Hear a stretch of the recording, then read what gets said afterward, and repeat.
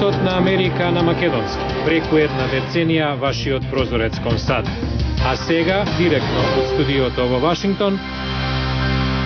Добро вечер, ова е Гласот на Америка на македонски и ТВ журналот Ньюс Флеша. Со вас во оваа емисија ќе биде Јулија Велковска. А во неа продолжуваат спасувачките напори од поплавите во Пакистан. Досега евакуирани преку 500.000 лица.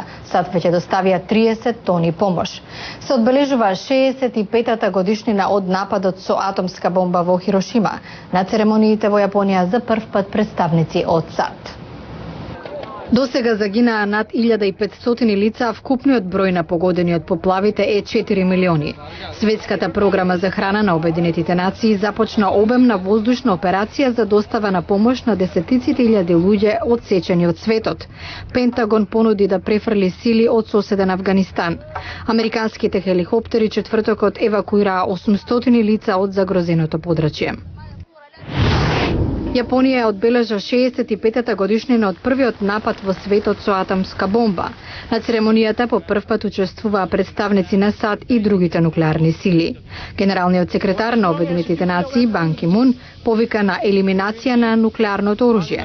На 6 август 1945 атомската бомба што САД ја фрлија на Хирошима усмрти 140.000, а онаа фрлена 3 дена подоцна на Нагасаки 70.000. Агенцијата Associated Press јави дека човекот кој сега е главен за глобалните операции на Ал-Каида живеел преку 15 години во САД. Повикувајќи се на ексклузивно интервју за агент на FBI, агенцијата наведува дека 35 годишниот Аднан Шукри Џума дошол на врвот по апсењето на Калид Шејк Мухамед во 2003-та, планерот на нападите од 2001-та. Во продолжение префинет вкус на чоколадо, привлечна арома на какао и бројни уметнички дела се на едно место. Собствениците на уникатна продавница во Вашингтон говорат за инспирацијата и решеноста да го водат бизнисот. Погледнете. Несекојдневна продавница среде Вашингтон. Собствениците во ниту еден момент од разговорот не го крија ентузијазмот за тоа што го работат. Ерик Нилсон, поранешен успешен лобист во телекомуникационата индустрија, воедно и уметник. Неговиот уникатен начин на сликање со акрилни бои е всушност изложен овде и вели дека продажбата му оди одлично. Бизнисот е комбинација на неговата страст за уметност и посветеноста на деловниот партнер Роб Кингсбури за креирање на чоколадни производи што буквално се топат во устата. Какаото се служи во 15 различни вкусови, а карактеристично е што секој од нив е олицетворение на одредена холивудска актерка, нејзин изглед или карактерни особини.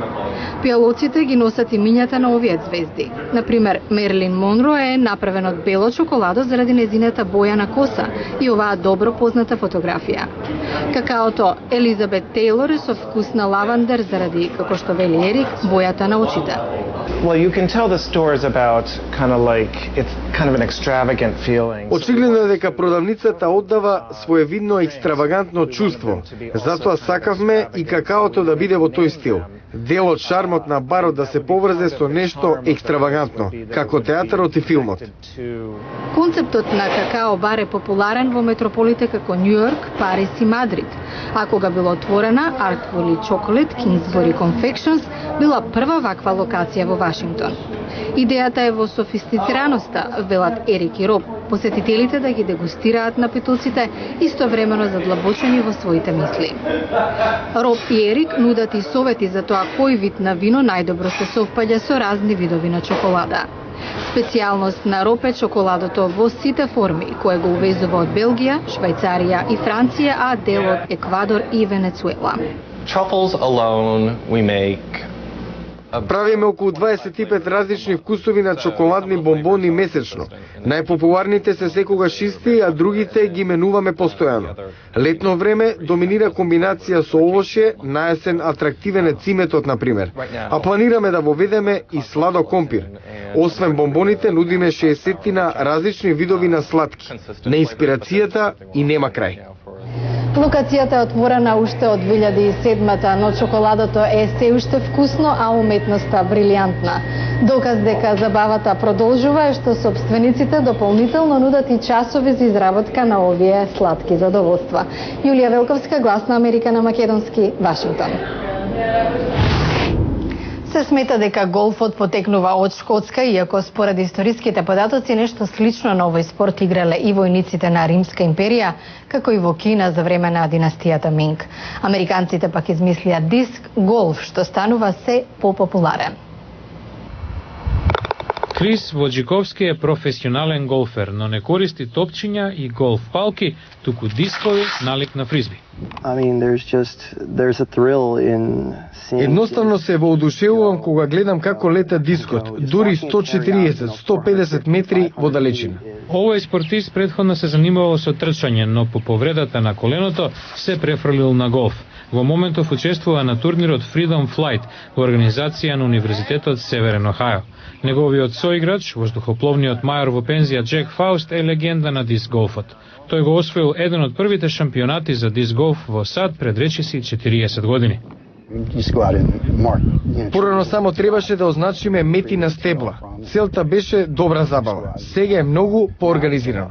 Диск голфот има исти правила како и голфот со топчиња, но како што објаснува директорот на турнирот, Мајк Мичелак, наместо да се внесат во дупка на тревата, дисковите се фрлаат во подигната метална кошница.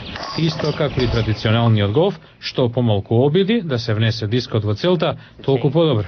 Дисковите се помали, потешки и со поостри рабови од фризбито. Исто како и голф палките, има посебни за долга, кратка и средна оддалеченост. Играчите велат дека за овој спорт ви е потребна добра физичка кондиција, иако изгледа лесен. А во понеделник кој вели дека градежништвото е професија само за мажи. Непрофитна организација во Вашингтон обучува жени за работни места во оваа област. Гледате во понеделник во Newsflash. Во понеделник во Newsflash нема посилен пол. Жените со ниски примања во потрага по подобро платени места се почесто завршуваат во градежништвото. Гледајте во понеделник во Newsflash. Го гледавте Newsflash на Гласот на Америка на македонски, јас сум Јулија Велковска од студиото во Вашингтон. А за најнови содржини појдете на гласнааmerika.com. Пријатен викенд и гледајте ме понеделник.